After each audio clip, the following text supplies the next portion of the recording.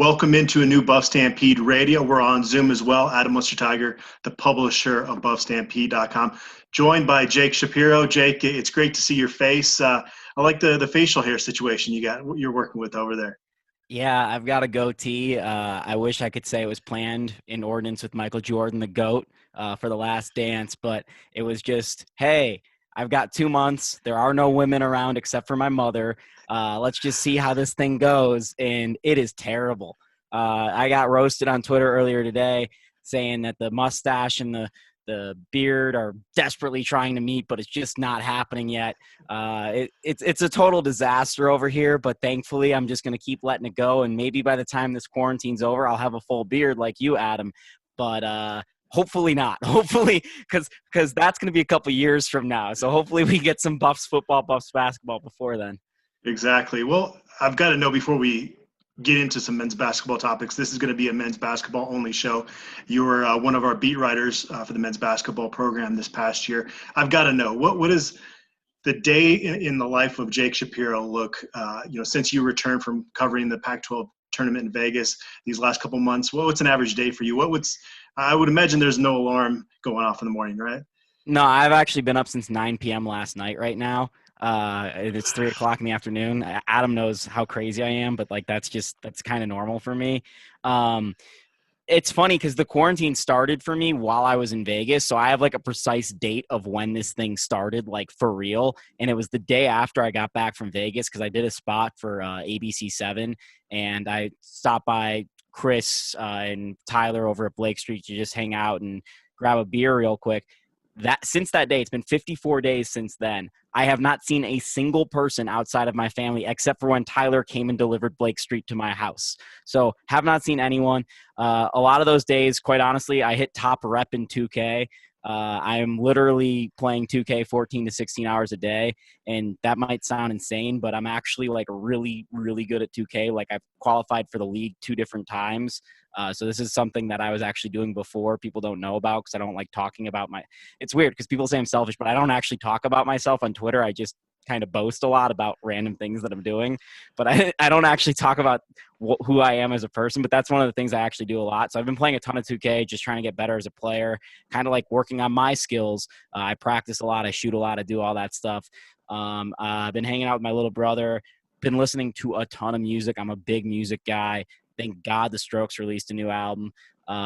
Been growing out this facial hair, and that's pretty much it. I've written a couple articles here and there, both for you and about the Rapids for the Denver Post, but it's been pretty dry. The only sports entertainment going on here besides 2K is I've been watching old Tour de France stages. I think I've watched every single Alpe d'Huez stage over the course of history. I watched actually some stuff from last year's tour, which got shortened. I don't know if people even know this. Last year's Tour de France got shortened. The last 3 mountain climbs actually got shortened to 1 because there was a landslide. So it'd be like if you were watching the Super Bowl and all of a sudden in the first quarter they said, all right, we're going to go to the 4th quarter and there's 5 minutes left in the game. So they literally just canceled half of the last 2 stages of the Tour de France. So I'm desperately missing that. Unfortunately, the Tour de France got canceled this year, which is one of my favorite things to do in the summers, to watch that. And I'm just kind of bumming.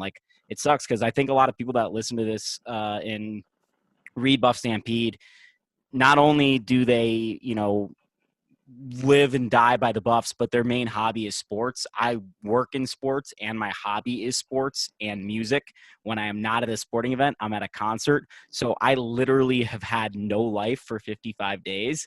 And it's been really weird. I've gone insane a little bit a couple weeks here and there because I'm trying to. I've got Korean baseball on. I'm just fixing, man. I just need a fix. And the darts, 301, 501, the virtual darts, and the Zwift bike competitions weren't doing it for me. Yeah, I feel you. My mood is all over the map these days. I miss people. This is tough, and so hopefully, this talking about CU men's basketball provides a little bit of relief for some people out there that are jonesing for it. Obviously, you talked about things that have been canceled, the NCAA tournament's canceled, and it's hard to get closure on this past season. I know after you got back from Vegas, you wrote a couple pieces in your story titled "Colorado's Collapse Leads to Bigger Questions." You wrote, "The Buffs lost their heart. CU lost its recipe for success. and Tad Boyle may have lost the team. Do you have, going back to that 5-game losing streak, the more you've thought about it, do you have any idea, being around the team as close as you were, what exactly happened? Yeah, I mean, I know a couple of people asked some questions on the board that you're going to kind of get to later, but there were some rumors about some stuff, personal stuff going on between the guys. But I want to go back to a couple conversations I've had with people around the program around that time in mid-March. And what was fascinating to me was that this was not the first time, this is not the second time, but the third time a Tad Boyle team has collapsed like this. And it was kind of understandable the first time because the Skia Booker was a knucklehead. I mean, I love the Skia Booker, but he could be qualified as a knucklehead sometimes. And he divided the team between a Skia Booker's guys and Josh Scott's guys. A couple years later, Xavier Johnson kind of had more reign over the team than Derek White because he was only a one-year player, and a lot of guys kind of followed that knuckleheaded route instead of Derek White. And, you know, you talk to people within the program even today, and there's some resentment and remorse for Xavier Johnson over that season because of how good Derek White was, and it ended up with them falling apart in an NIT game in Orlando because it looked like they had already given up after they had lost in the Pac-12 tournament. This season kind of felt a lot like that, except there was no true breaking point. And it sucks because, you know, you always think this after the fact. You're always thinking, hey, you never know when the high point is until after you've reached the high point. The high point of late December to early January of CU men's basketball this year was just as good as any high point they've had in the Tad Boyle era. The collapse was worse than the Spencer Dinwiddie ACL injury because it wasn't some, you know, godly act that felt so like, why is this happening to us? Why is this Buffs thing happening to us? This was completely done within house. Like, the Buffs completely beat themselves up. The question mark, though, really is what happened. I don't have a clear answer of what happened, but there had to have been something that happened dramatically between the team's makeup because, you know, I'm alluding to those conversations, but I had two specific conversations that stick out. One was what I was just talking about, where this is not the first time this has happened with Tad Boyle, and people kind of remembering that and what the hell just happened here. Can Tad actually lead these kids? Can he connect with these kids? This has been an ongoing issue with Tad Boyle because, you know, he's an older guy. The players joke and call him Dad Boyle. The second conversation I had was with someone that had pretty close connection with McKinley right after the season fell apart. So literally right after they had lost in Vegas, who was telling me that McKinley and him were texting, and McKinley was just so distraught about what happened, and he just kept going over and over saying, I was trying so hard to get this thing back right. Like, this wasn't a lack of an effort from me. Like, I know things were wrong. I knew things were wrong. I wanted to fix them. I tried to fix them, but there was nothing that I could do. And if you watch that game over again, which was the last basketball game since, I mean, it's the last basketball game that's happened professionally or collegiately. I haven't watched it over again, but if you watch it over again, I'm sure you would see just a team that didn't want to be there. And maybe that's partially because of the environment. But it looked like this team coasted because they had already punched their ticket. They had already accomplished they would hit the NCAA tournament. They had already accomplished the fact that they got ranked. They had already accomplished all the things they wanted to. So they were just kind of waiting for March to happen. But then Vegas happened. And they didn't really know what was going to happen post Vegas. So I could kind of write off Vegas and be positive and say, hey, like, you know what? They didn't even know if they were going to play again, and they didn't end up playing again. But I just don't understand as an athlete how you could show up to any competition, whether that be in the weeks leading up to the Pac-12 tournament or in the Pac-12 tournament itself, and just go, all right, we already did what we needed to do. Doesn't matter. Like, it seemed like it didn't matter to them, whether that was in Utah or, you know, in that Pac-12 tournament. I mean, that Utah game was a disaster too. They blew so many chances to win that game. And, I mean, they went from being a 4 seed to a 9 seed in the course of 2 weeks. So there was a pretty epic collapse. Yeah. And it asks larger questions of the program and its leadership, whether that be from the administration to the coaching to the players themselves. But there were definitely some ripples within the team from some of the stuff I heard. I just don't know the details of them. And I'm sure and I'm literally alluding because I don't even know. The details are probably not that dramatic. And it's just something that was as simple as, you know, it's not someone's girlfriend, but something happened between, you know, somebody wanted the ball more, somebody felt slighted, something like that. And, another thing no one talks about is how poorly Desean Schwartz played down the stretch. Desean Schwartz was their best player, or was not their best player, but the most key player all year. You mentioned, March 11th, just a crazy day. Did the players have any sense going into that game against Washington State that it was going to get canceled? Was there a feeling that they were probably playing an exhibition game at that point? They had as much information as I did, and so did Tad Boyle, and so did everyone else. But the information I had, I walked into T-Mobile Arena with my colleague Chase Hall, who was here at BuffStampede, and Will Whalen, who's been a contributor of BuffStampede for years. And we stopped by the Forever Buffs tailgate. We were late to the game because my flight took forever. And we stopped by while the game prior was going on, and I was talking with Ben Broussard, who just left CU, and we'll get into that in just a bit because that's a big loss. But we stopped by that Forever Buffs tailgate. We were hanging out with people, and I actually ran into Lauren Huggins, who's a former CU women's basketball player, and I kind of talked about the situation with her about what your mental approach would be as an athlete going into a game like this, knowing this might be your last game. And she said, I would kind of approach this as a senior night. I'd give it my all, but it's kind of hard because how do you give it your all when you don't know if you're going to be playing 24 hours later and you need to have that in the reserve? And, it was kind of a brief conversation. We walk into the game. I run into Andrew Hobner, who I went to CU with, who covers Oregon Ducks and the Oregon State Beavers in Eugene. And he tells me, he goes, this is going to be the last basketball game. I've talked to Pac-12 people. This is going to be the last basketball game. And then I run into a senior member of the communication staff for the Pac-12, who basically said, this isn't day-to-day, this isn't hour-to-hour, this is minute-to-minute. I have no idea what's happening here.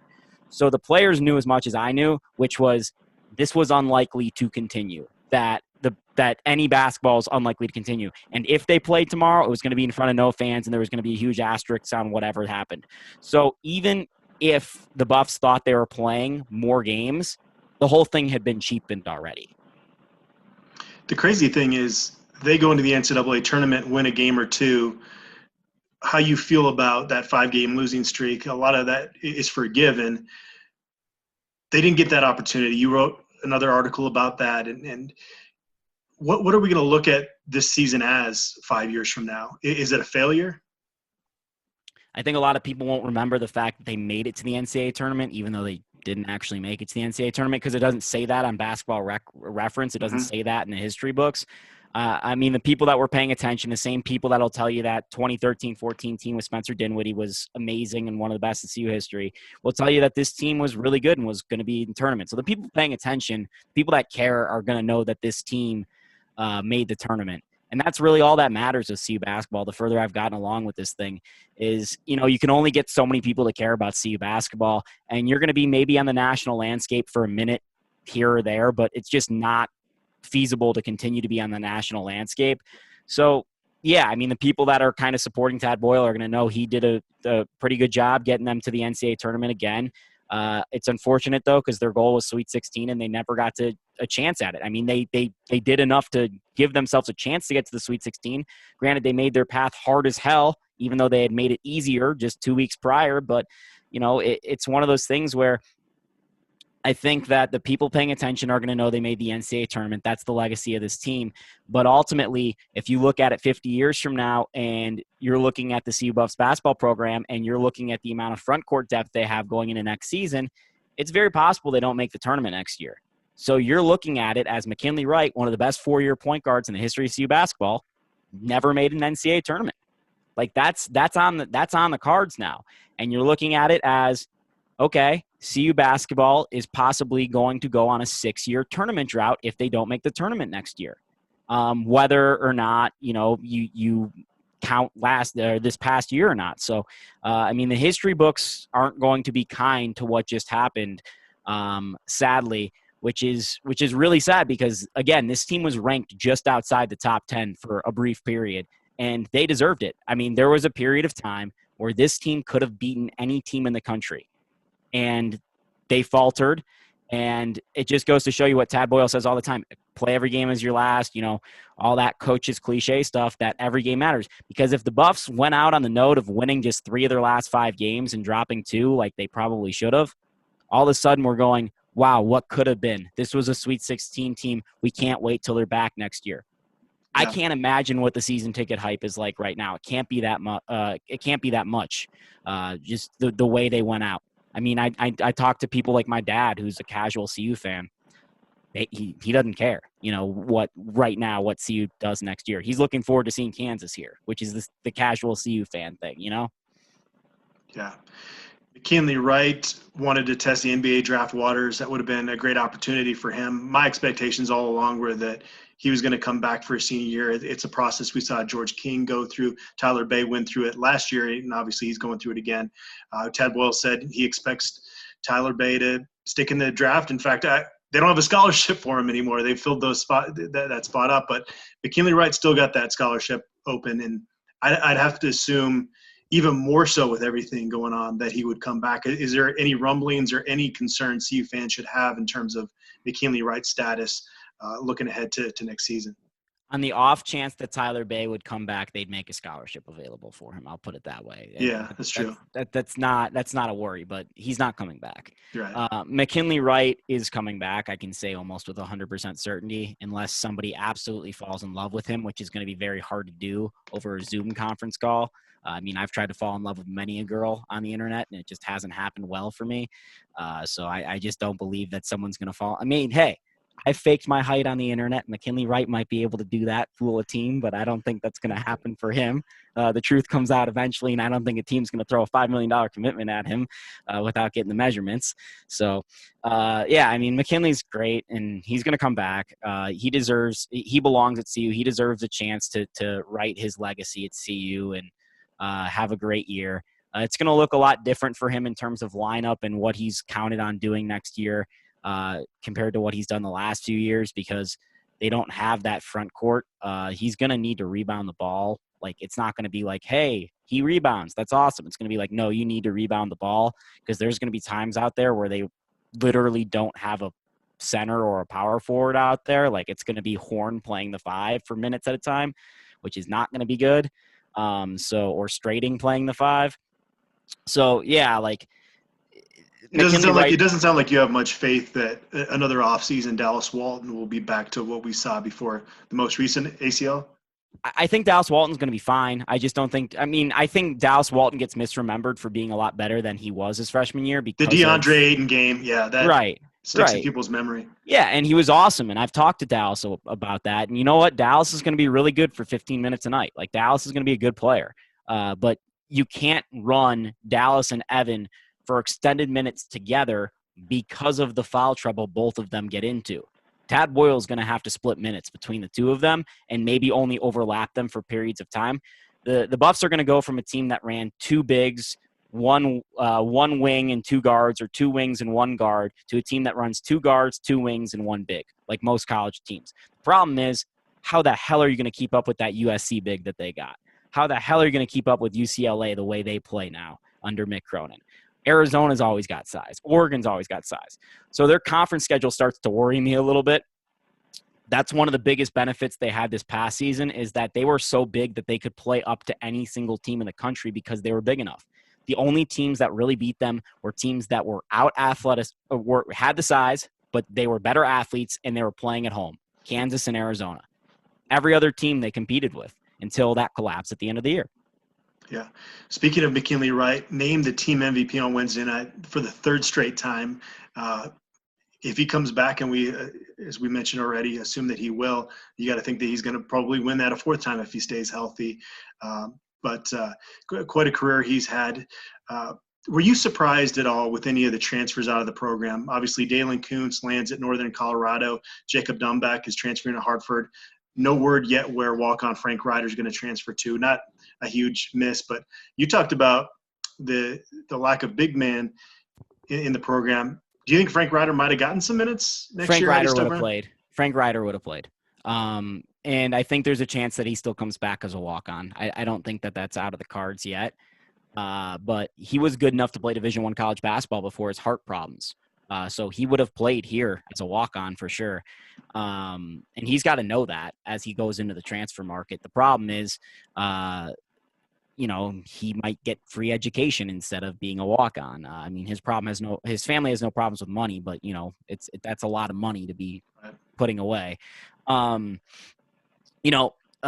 and Chase and a lot of people were really high on Dalen Kuntz, and he had a nice little stretch at the end of his true freshman season. What you talked a little bit about Schwartz's issues. What happened with Kuntz? He had one of the worst seasons I've seen. I think he got off to a bad shooting start and it just completely ruined his confidence.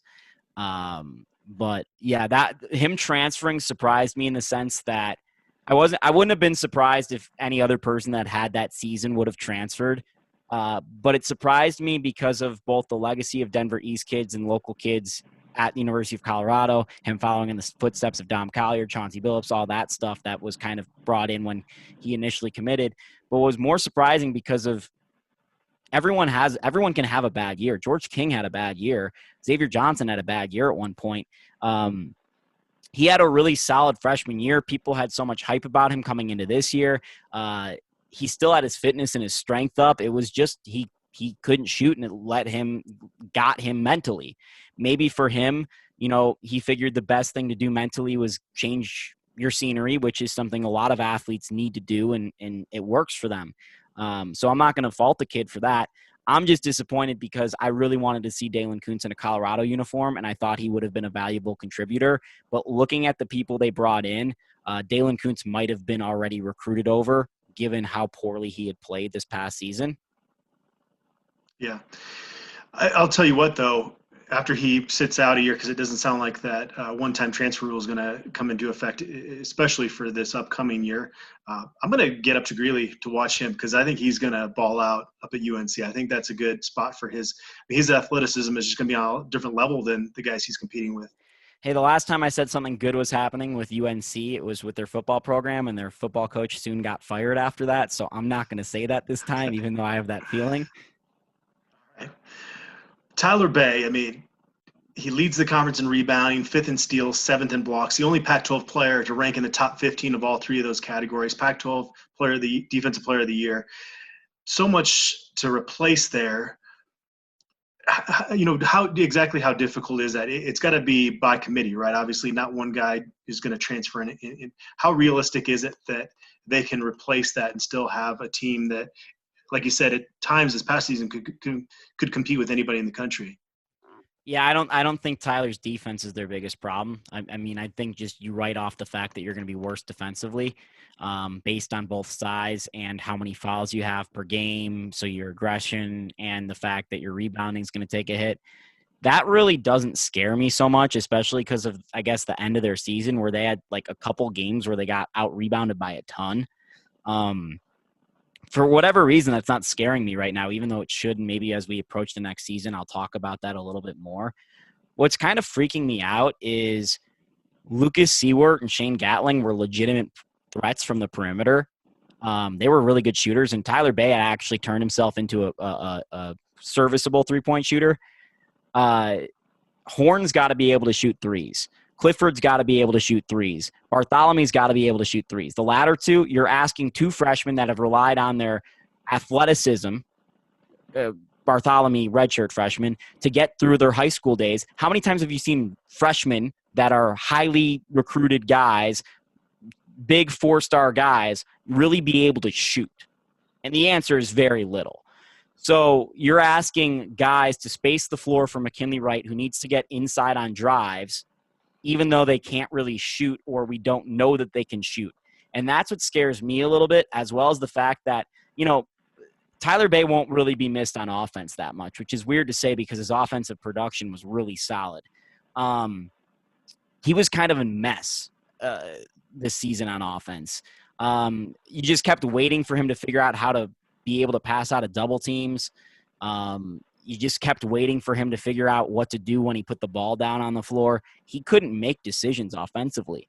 And I saw scouts kind of muddle their notes off that, but I guess you can play a style in the NBA where your guy doesn't need to touch the ball offensively, but just sit in the corner if you're not the guy in the pick and the roll.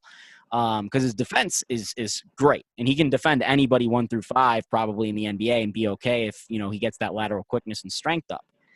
The problem was his offense just was kind of a mess for the Buffs, and he wasn't reliable. So in a way, without Tyler Bay, they could get better offensively. But what's really bad is they don't have that perimeter shooting right now proven to open up for McKinley Wright, which is their whole offense. Like, they have no other offense other than McKinley Wright get downhill and create some stuff. I mean, I'm still waiting on Evan Batty post playmaker, which I think is coming. That would add a dynamic, but their offense goes from being one of the better offenses in the country at a point. It was, I think, a top 50 offense at one point going into that slump, to being an offense that I have a lot of questions about. Where is their defense? You know, you lose one of the better defenders in the country and one of the better rebounders, but you still got Tad Boyle, and Tad Boyle is going to coach the hell out of defense and rebounding. And even if they're undersized and undermanned, they're going to figure out a way to do the defense and rebounding. Like, they have enough athleticism. The problem is they don't have that much size next year. You mentioned Jariah Horn transferring in from Tulsa, volume shooter, talking to everybody out at Tulsa. They said he was a big part of their success there, and he's a guy that's going to put up a lot of shots. Then you've got two of the Buffs 2020 signees that are 4-star prospects ranked among the nation's top 132, Dominique Clifford at 92, Jabari Walker at 132. Luke O'Brien finally earns a 3-star. And then you've got Tristan Da Silva, more of an unknown, coming in. I'm going to get your thoughts on those guys real quick. My thought is that this is a really good group. I love the versatility. Horn's got it, but again, Tad Boyle I don't think puts enough of an emphasis on shooting, and that's been kind of his MO on the recruiting trail since he got to. Not to say that Clifford can't shoot and these guys can't develop, but just once I would love to see them recruit just a pure knockdown shooter, and it doesn't seem to be a priority for him.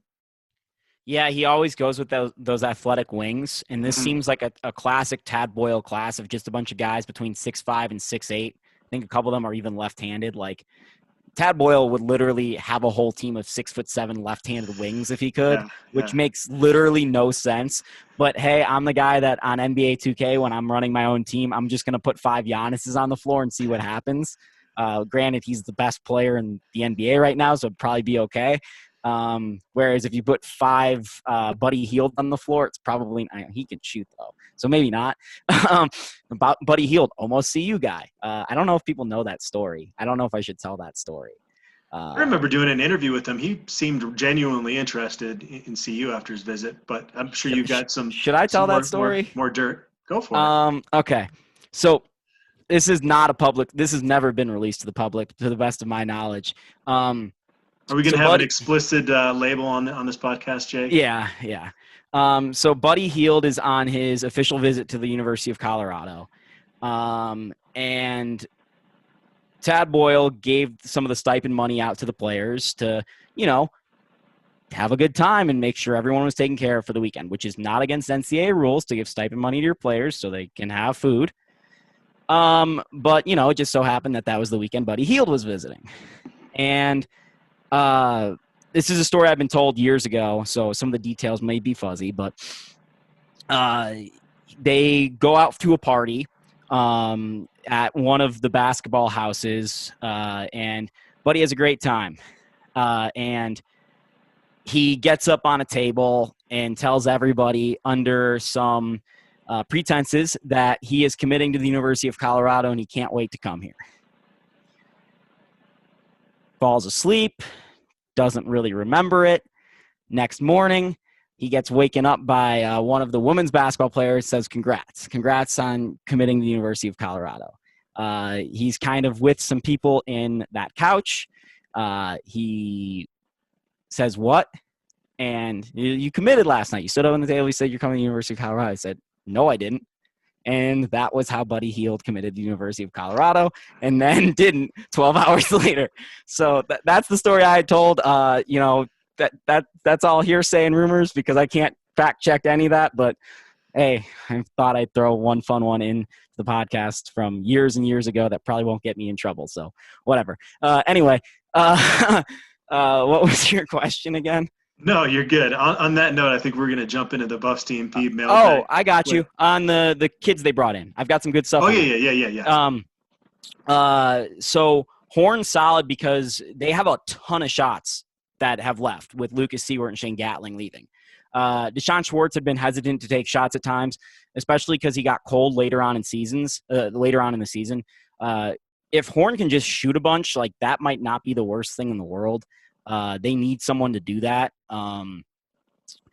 Dominique Clifford is an NBA player, like straight up. That's what I've been told by some people with some really good eyes. I've yet to see him play in person. I've watched videos of him. I've watched some live streams, which I actually never do with high school players.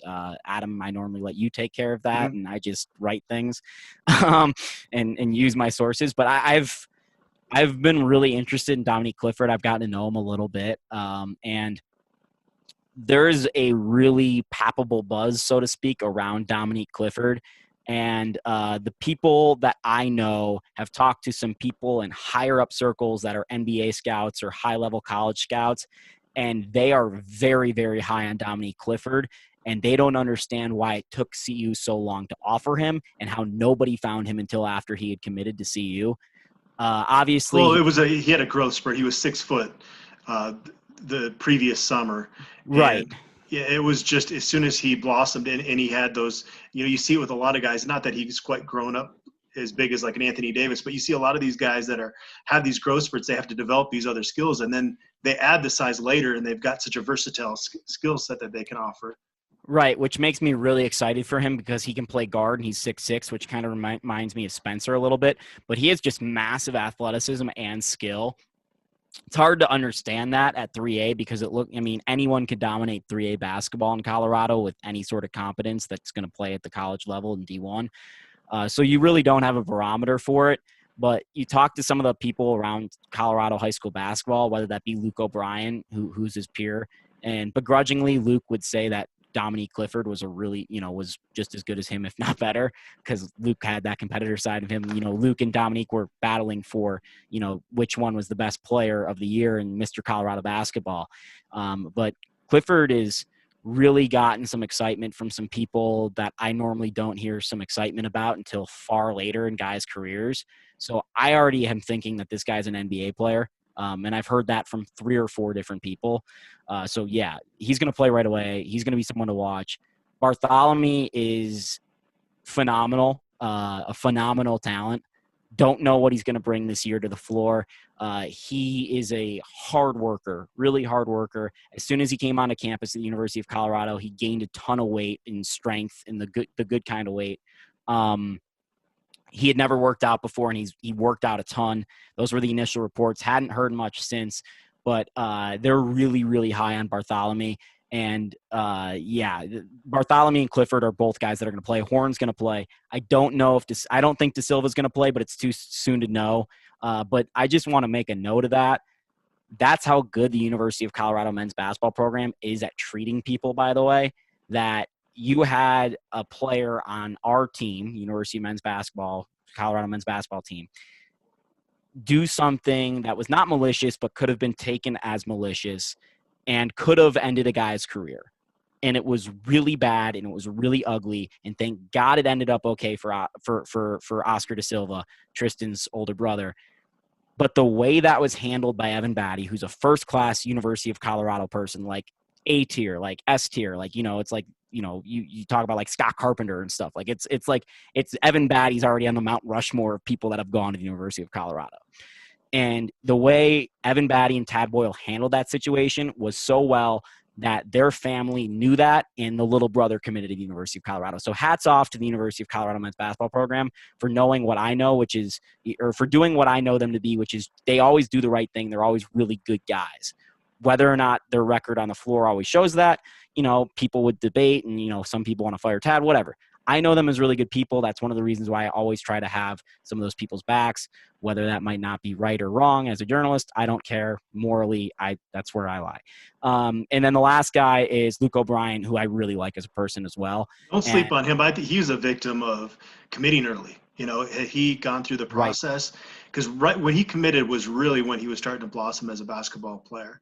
And it's kind of unfortunate that he doesn't get a star rating for 2 years as a result of just being in love with CU and wanting to end the recruiting process. He's probably the best shooter of the class from what I've seen. And what I saw is him play Boulder in the playoffs.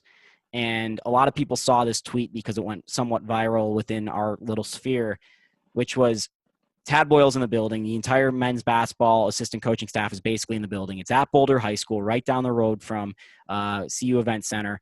Pete Boyle's playing in what ended up being his final high school basketball game, Tad's second eldest son.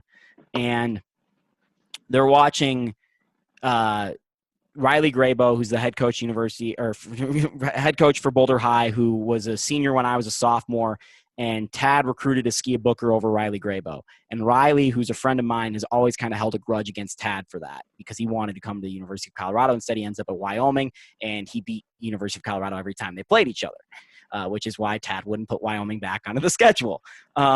So Riley really, really wanted to beat the Columbine because of this, even with, kind of the fences mended and Pete playing for Riley. Anyway, Pete Boyle was a really solid high school basketball player, and I think he's going to Pomona-Pitzer with Jack Boyle. That's where he's going. Tad's eldest son goes to Pomona-Pitzer, and they are going back and forth in the second half, Pete Boyle and Luke O'Brien. And Luke O'Brien's team at Columbine is doing some of the dumbest stuff I've seen a high school basketball team do that's got a really good player, which is they're all shooting the ball instead of getting it to Luke, who they're down by 5-10 points. Just get the ball to Luke. Luke hasn't missed a shot. Luke's playing well. I think he scored every single point in the second half, if not the fourth quarter. He had 10 straight points in the last minute and a half of the game, including a game-winning 3, and then he hit the clutch free throws to win the game by 2. It was phenomenal. He took over the game completely, and that's a really, really good sign. Whether or not, he's going to be that guy in college, probably not. But the fact that he has that in him as a competitor is something that I watched Tad Boyle's face as that happened. And Tad, as his son, is literally playing his last high school basketball game and about to start crying in the locker room. Tad's kind of got that Tad Boyle smirk where it's like I love basketball like this. You know what I mean? And I think anyone, whether you're rooting for Boulder like I always do because I'm a Boulder High guy, you recognize that. And I started rooting for Luke, and I went up to Luke because I know Luke after the game. I'm like, I'm not going to lie to you. I got my Boulder High shirt. I was rooting for Boulder. And then I started rooting for you because it was that thing where, when Tiger Woods was in the Masters, if you're rooting for Phil, all of a sudden Tiger Woods gets hot, and you start rooting for Tiger because you get behind the athlete. And that's kind of how I felt in that moment with Luke. So the fact that he has that in him is a really positive sign. The fact that he can shoot the ball in clutch situations is a positive sign. But shooting the ball in a clutch situation from the high school 3-point line and shooting the ball just consistently in college is a way different thing. And I think Luke is probably a guy that's going to redshirt next year, but he's going to be a guy that's really great to have in the program. And some people around the program are really high on his potential, but they know he's got a lot of room to get there. His dad's really tall. He's really tall. I think he might even grow a little bit more. So I like Luke, but obviously I think, when I talk about this class, this is going to be one of the better Tad Boyle classes, I think, but Dominique Clifford is by far the star of this class. Let's jump into the Buff Stampede mailbag because we got some more questions about the guys that are coming into the program. And so some of these questions we've already touched on a little bit, so we can kind of move quickly through some of them. I think we will with this first one. Ugly Rat asked, has there been any chatter on why the team collapsed this year? And Sky Mode Buff asked, has there been any word on what's happening behind the scenes when the team was falling apart? Seems like something was off beyond what we saw on the court. You kind of touched on this a little bit earlier. You said McKinley Wright was doing everything he could, but we don't really know exactly how bad it got in the locker room, right? I mean, that's still kind of rumors at this point. Yeah, I mean, it's rumors, and it's really hard for me to do reporting from my bed, like literally from my bed. And I don't know if we'll ever know because of some of that heat's going to die down, and there's no reason for guys to carry it. So I couldn't tell you. I mean, I wish I could be a better reporter in this moment, but it's just really hard for me to get scoops when, you're not running into these people and kind of sidling them for conversations. I do know that a lot of people are trying really hard to make sure the thing went right. I mean, no one was sitting there going, I want to lose these games. I'm malicious about it. Just maybe some of the intents got crossed and some of the relationships got strained, and that happens with a team and an atmosphere. But if you look at some of the pictures just behind the scenes and the body language of the players, those last 2 weeks on the court, there was obviously something wrong. And I'm not someone that reads a lot into body language, but it just, I mean, sometimes you have to. Sometimes you watch a pitcher get lit up in the 6th inning and you just know now's the time to go to the bullpen. Like, that's just kind of how it felt with the Buffs a little bit, where it's just like, I never bet against the Buffs, but it started feeling like at the end of the season there, it's like, there's just no way this goes right. Like, there's no way. You kind of got that mindset you get with the football program sometimes, where it's just like, there's no way this can work out positively. And that rarely happens with the basketball program, particularly when it's led by someone like McKinley Wright. But there was something deep there that just wasn't meshing. And maybe Tyler Bay leaving is going to be helpful. I'm not singling out Tyler Bay as a problem, but I do know from covering other athletes as they got to the point where they got close to the draft, that weighed heavy on them. And it became something where they could be selfish. And I'm not saying that was Tyler Bay, but I do know other athletes have gotten to that point. And there's a possibility that, it became about Tyler for Tyler rather than the team. And I'm not saying that that's what happened. I wouldn't accuse that of happening without the rumors, but I do know that has happened with other CU athletes here very recently. So that's a possibility. I mean, the girlfriends thing is always a possibility. I mean, we don't know. And I don't want to pinpoint it on anyone, but I will say I do know for a fact that McKinley Wright tried his ass off to make this thing right, and it just didn't work out for McKinley Wright. And that I know that Tad Boyle needs to do something better, whether that's bring in some kind of sports psychologist. I know they have some on CU staff, or bring in another assistant coach or something, because this is, again, the 3rd time this has happened to a CU basketball team that had talent where they just fell apart and disintegrated. It just didn't happen as late into a season and as much in flame as this one did. They should have put themselves in this position. McKinley Wright should have made the free throw, but the Utah game, I mean, that's one of the worst end-of-game calls I've seen. McKinley Wright played perfect defense on that. Maybe that changes the vibe a little bit for them going out to Vegas. And again, maybe if the coronavirus pandemic isn't starting to take off at this point, maybe there's a different vibe going into that tournament. So some what ifs, there as well. Yeah, but ultimately they put themselves in that position for this to happen. They took their destiny out of their own hands, and when that happens, things don't normally work out for you. And which is funny because everything had worked out for them that weekend going into the Utah game, and they still messed it up. C. Barney asked, will time away caused by COVID-19 help or hurt team chemistry? Did they need a break? Will they have time to incorporate the new players and find roles for everyone? They might have needed a break, but again, if they go to the NCAA tournament, break that losing streak, win a game, you're riding momentum into the offseason, right? I mean, this situation's only negative because even if you go into the NCAA tournament and lose, at least you got that experience. And I wrote this in my what if piece. You now have McKinley Wright going into his senior year NCAA tournament with no NCAA tournament experience whatsoever, which isn't going to be fun for him when he gets up to that stage. It's nothing like the NIT. It's nothing like, one game against Kansas here or there. So it would have been only positive, and at least you could hang your hat on, hey, we all went to Des Moines, and hey, maybe we got our ass kicked by Penn or whatever, Penn State or whatever, but at least we did it, and they didn't do it. So the way it ended so negatively, and then you didn't even get the payoff of, okay, well, we still got the thing. They didn't get the thing that they all worked for. So I think there's a lot of feeling around CU men's basketball right now where it's like, whatever, like none of this even mattered. Like, we had the season that we needed to. We collapsed at the end. It gave us a sour taste. And then it was just left there. As for the time off, they were going to have this time off anyway.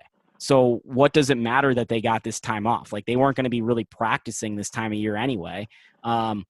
Well, the real issue is if this goes into late summer. Right, and that's the problem, is if it goes into late summer, because of they have more guys coming into the program this year than they've had since like 3 years, or in like 3 years, which is going to be a problem. Like, they're going to have to incorporate a lot of guys. And I was going to say this when I talked about Horn. It normally takes about half a season for a transfer to come in and really start to make his impact felt. And if he doesn't really have a summer practice, or if the fall schedule gets changed in some way, which is really possible for big universities right now, who knows? Like, there's nobody that knows what's going to happen right now with the sports calendar. But if this extends further, it's not going to have any positive effects on Colorado, and it certainly hasn't to this point. Nippus13 asked, which staff member do you believe has had the biggest effect in the uptick in recruiting this past recruiting session? So Tad Boyle is really big on team recruiting. This is not a Coleman, you go out and get this guy because you've got connections there, and we're going to sit back. When they're on these Zoom calls with recruits, I mean, there's staff involvement from all the guys. And so I don't think there's one guy you really point to. It was a good recruiting class. It's not, getting any national buzz. But I think it really was kind of the culmination of all those guys.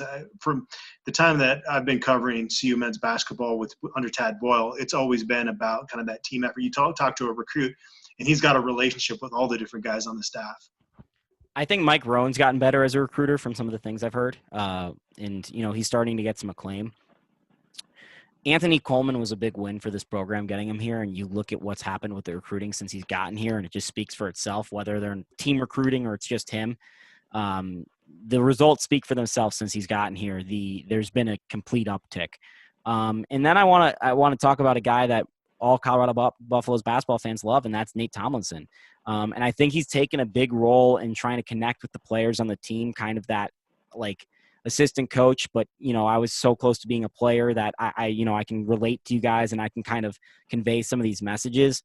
And Nate's got such a great basketball background from an international perspective, and Nate's got such a great perspective on life and such an affable guy that it's really hard to dislike him. So if anyone comes across him, especially with the couple kids that they brought in and their backgrounds, I completely understand how the backgrounds of their kids, of the kids they brought in, mesh up with the background of Nate Tomlinson. With Walker being a guy who has been, the son of an NBA player who's gotten some international experience, his father, and, he's been a prep guy. Like, Nate Tomlinson's lived a lot of those lives. And some of the international guys they brought in certainly in the past few years, and I think De Silva's probably, one of those guys that Nate Tomlinson could help bring in. But one of the things that Nate's got, which I think a lot of players look towards, everyone dreams of going to the NBA, but the Buffs have done such a good job of making sure their guys go pro. Like, University of Colorado, almost all their grads at basketball go pro somewhere. And Nate's the example of that. Nate went pro and had a really solid career in Australia. And now he's back and he's working in college basketball and he's rising through the ranks. Nate's an example of what can happen if you go to the University of Colorado. And it just so happens that he's a really good guy. So I would obviously say Coleman, but I really want to continue to credit Nate Tomlinson, especially with his outreach to the fans and his willingness to accept criticism and try to learn as such a young coach. Because I think Nate's going to be somebody that we watch for. Unfortunately, one of those guys that I really think highly of too, that's been a TAD assistant in the past, was Rodney Billups. It just so happens it hasn't really worked out thus far for him at Denver, but it's not always the first time in your coaching career that it's going to work out. And, Tad's coaching tree, it's not great yet, but you look at some of the things that John Prelo has done at San Jose State, turning it from basically the worst basketball program in Division I to something that's respectable. Tad's starting to develop a coaching tree that's going to get some respect here, but it's going to take some time because of the guys that the University of Colorado men's basketball program has around Tad. Let's be honest, the resources just aren't there with Arizona. So they're competing at a different level there with the assistant coaches, but Tad's making the best of it. Just like he's developed his players with guys that are 3-star recruits and 2-star recruits, he's done the same with assistant coaches. And it just so happens that right now they've got a crop of guys in their staff that are doing a pretty good job. The problem is they kind of blew up at the end of the season. They didn't have a Band-Aid for that one. LJ Buff asked, why has international recruiting been such a big miss? Alexander Stradin was a miss. Jacob Dombeck transferred. Lucas Seward was international, but he played high school in California. Lazar Nikolic left after 1 year. Thomas Akazili left early. Keenan Guzanich was a total miss from the Texas Junior College. Shane Harris-Tunks and Nate Tomlinson were both recruited by former head coach Jeff Buzdelic. Optimus Prime Buff also asked about international recruiting and the lack of success they've had at CU. Jake, I'll throw it to you this way.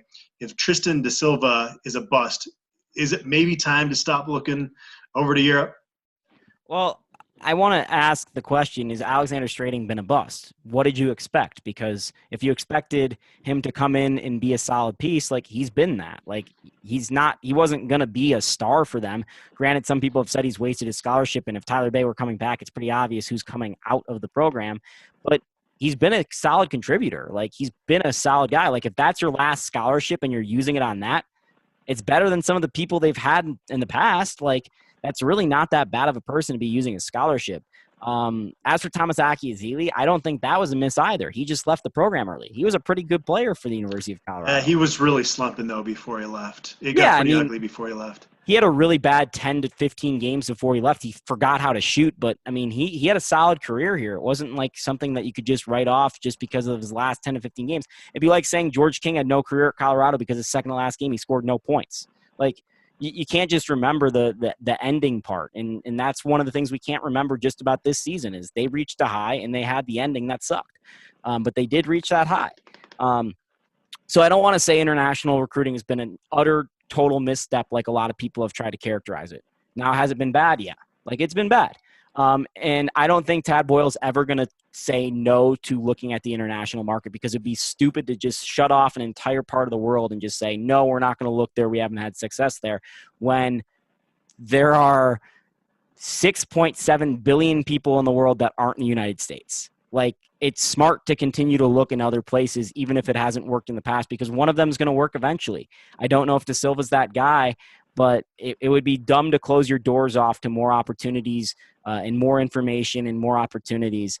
You might as well just continue to look down that route. Now, I know one of the questions that was asked was, what's one of the problems? Does Tad Boyle just look at the highlight tape?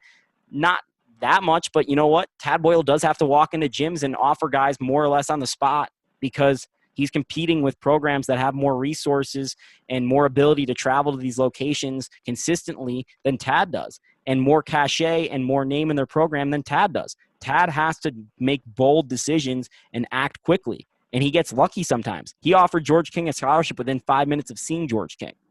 That worked out.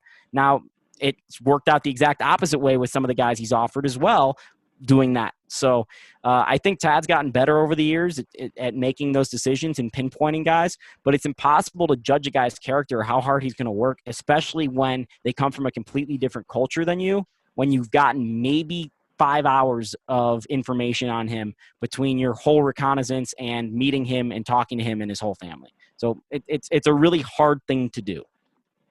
Buff 1290 asked, what newcomers will have the biggest impact next year? And along those lines, Jadelta 27 asked, what are your expectations for this upcoming season? Do you see Bartholomew and McKinley getting minutes together, or is Bartholomew going to run more as a backup point guard? I don't know who else the shooting guard would be. Gatling's gone. Kuntz is gone. The plan from day one is for them, unless McKinley Wright left early, was for them to play together this year, and then for Bartholomew to get the keys after that and run the offense going forward. Bartholomew's going to get the chance Dominique Collier never had, which was wanted to play with Spencer Dinwiddie. And Bartholomew's going to get that chance to play with McKinley Wright. And, I think it's pretty clear that he's kind of pegged as the day one starter there. They've got some other options, but it would make the most amount of sense. And Dominique Clifford is another one of those options where he could play a couple different positions and make sense there.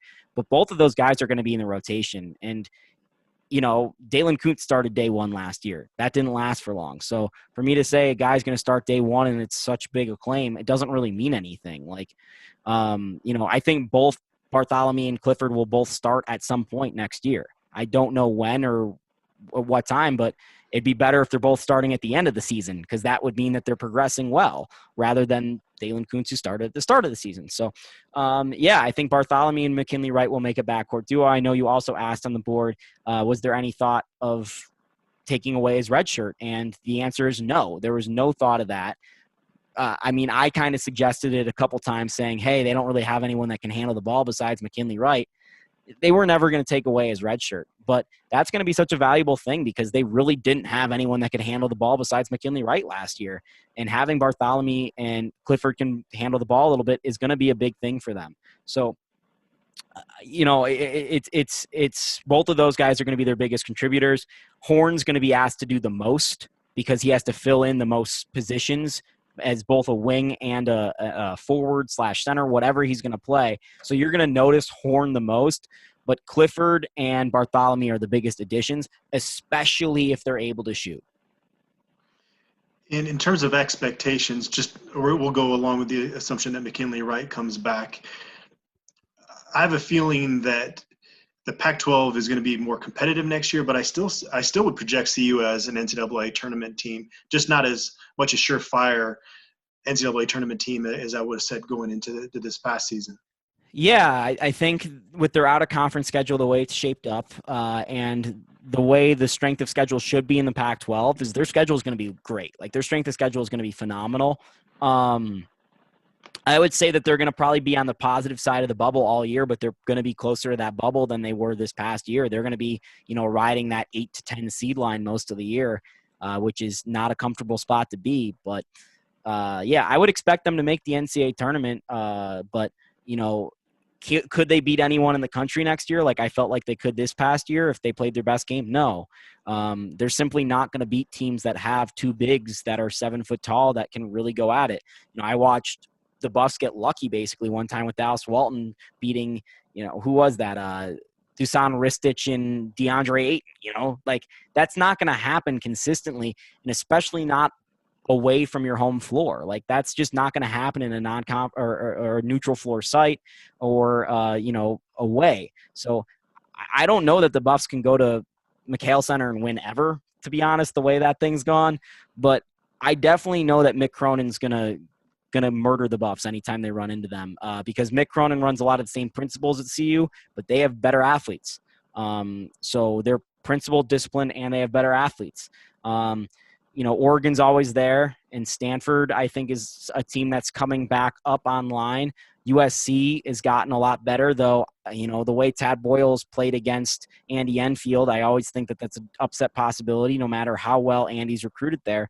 So, I think that this is an NCAA tournament team, but I'm not as confident in them as I have been in past years, particularly this past year. And I think the key for the team as it was this past year is Desean Schwartz. Desean Schwartz, when he was good last year, the team was phenomenal. When he was bad last year, the team looked terrible. And he's going to be relied on to do that this next year, but even more so. He's going to need to be, if not the leading scorer, the second leading scorer. He's going to need to score every night consistently. He's going to need to knock down his shots. He's going to need to play defense. He's the only guy on the team that has that athleticism at that height that can really do a lot of different things in terms of offense and defense. And we haven't seen it consistently yet from Desean. If we see it consistently, he's a guy who could be in the NBA. Like that's a 6'7" wing that can shoot. So the whole season in my mind already today in May is going to come down to Desean Schwartz.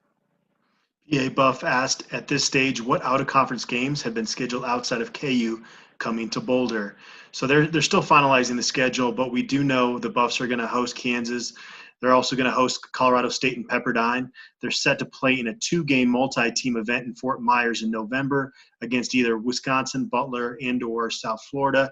And then they're also playing TCU at T-Mobile Arena in Las Vegas in the Pac-12 Coast to Coast Challenge. And then this year is going to mark the change from 18 conference games to 20. And they're going to play Arizona on the road on December 2nd. Oh, great. Yeah. Great. What a great game for them. And they're scheduled to host Washington State on December 5th. It's going to have kind of a weird feel that they're going to play a couple conference games early in the schedule now with this change to the 20-game schedule. And not have the pairing there either where they're going to Arizona and Arizona State, but, doing 1-1 there. That's going to be a throw-off for everyone as well a little bit. The travel partners. Everyone loves the Pac-12 travel partners, right? Buffs have gotten a lot of benefits out of that from the Utah-Colorado back-to-back. But, I think that I mean, no one's thinking about traveling or flying right now, but that trip to Fort Myers in November seems kind of fun. A young Jake Shapiro once applied to Florida Gulf Coast because Andy Enfield's team made Dunk Fest cool, and I didn't know that I was getting into CU, so I was like, hey, I might go hang out on the beach for a few years. So maybe I'll go hang out on the beach for 4 days instead of 4 years in November. But yeah, I mean, obviously that Kansas game in Boulder is going to be the highlight of the schedule. But if they end up with Wisconsin or Butler and Fort Myers, that's going to be awesome. Hopefully it's not South Florida, which is weird to say out of Wisconsin, Butler, or South Florida, because South Florida is going to have a ton of fans there most likely. And they get in a situation like they had in Chicago this year where they're playing Dayton on the road, even though it was Dayton on a neutral floor, which kind of sucks. I guess that would probably be the same case with Wisconsin because, you know, the people from Wisconsin are going to travel to get out of the hell of Wisconsin winter. I love Wisconsin so much, but Wisconsin winter is hell. Yeah, and then TCU T-Mobile Arena. I think those T-Mobile games are so valuable to the team because they get one game there to warm up. And one of the things I recognized with Tad Boyle's schedule this past year, 2019-20, is that Tad basically lined up his schedule so that every single game he had in late February to March and leading into the tournament would be a repeat of a game that they had earlier, so that they were repeating a scenario they had earlier in the season, whether they were playing at T-Mobile, whether they were playing, you know, on back-to-back nights, whether they were playing a blue blood program at a neutral floor. Like basically everything Tad Boyle started doing with the schedule is not only just for, you know, the tiers or whatever it's called with the sections in the March Madness. I haven't thought about college basketball in like a couple days here, so I forgot what those are called. Ask Tyler Ziskin. But the quadrants. Oh, the quadrants, where they've got the quadrants correct, but it's also a repeat of games where they're going to have those scenarios later on, which I think is so valuable for young guys to have, where they go, okay, I've been in this arena, or I've been in a situation like this. I have nothing to be scared of, especially with a team that's going to have a bunch of guys new to Division I basketball at University of Colorado, whether that's Horn or Walker or, you know, Clifford or Bartholomew. So, yeah, I like this schedule a lot, the way it started to shape up. Obviously, CSU in Boulder is a lot better than CSU in CSU because there's no benefit to that game. Here you feel like they're going to win it. Pepperdine's a pretty solid opponent to have always. Those are solid games. But yeah, this seems to be a pretty meaty schedule. And I look forward to watching, you know, someone hit a half quarter against Kansas again. So that's always a fun one. I got to get going. We did get a question. Buff 1290 asked, what's your way too early Pac-12 power rankings? Jake, you mentioned Mick Cronin earlier. Would you go UCLA, Oregon? Who would you have at the top if you were making a prediction right now? I actually texted someone today. Sports betting is legal in Colorado. I don't know if we're sponsored yet by a gambling book, but I'm sure that's going to happen. So submit sponsor here, Adam. Give me UCLA. Whatever the odds are, just put my money on UCLA, put my money against Colorado on UCLA when those two match up for whatever that spread's going to be. I've got Mick Cronin winning everything. Like what he did with that team, that turnaround this year is so impressive. Now that he's got a core and the philosophies in place, and he's brought in some recruits, and I think Shaq's son is going to be healthy and back. Like he's got some really good guys to play there. You know, I just saw it. I saw it twice. I was in LA for that game. I was in Boulder for the game. I don't know that anyone's losing to UCLA like that in an important game. Maybe at McHale Center, yeah. But Mick Cronin, I think, is already the best coach in the Pac-12. More DM21 was asking about 2021 recruiting. I had a list of notable targets in a recent BuffStampede Bits piece, and I'll be updating that info as we go. Try to keep some of the recruiting scoop for our paying subscribers. Jake, I do have to run, but it was great to talk a little CU basketball with you. Keep hanging in there. Keep trying with the facial hair. Maybe it'll connect one of these days. Are you quite literally going for a run right now? No, I'm hungry. I got to make sure that my daughter upstairs because you quite literally go for runs. Yes. Yeah. I haven't done anything physical in terms of exercise besides sunbathe in 2 months. So. Well, you've also got that young man's metabolism. If I had that, I probably would be sitting on the couch playing video games all day as well. Yeah. Well, I think the amount of steps I do in Vegas always just sets me back. Like I always do I think the last 2 times I've been in Vegas, I've done over a marathon of steps in like 3 days. So I mean, I was chasing Chase Hall from just different casino to different casino floor trying to catch up. It was hard. His first time in Vegas, man, I was trying to keep that kid on a rope. I could not. All right, Jake, thanks so much for joining me. Thanks to all of you for tuning in. We'll be back with another Buff Stampede Radio. Maybe get back into some football talk. We're going to do some CU Sports Jeopardy shows. So trying to make the best of the situation. Again, thanks for tuning in.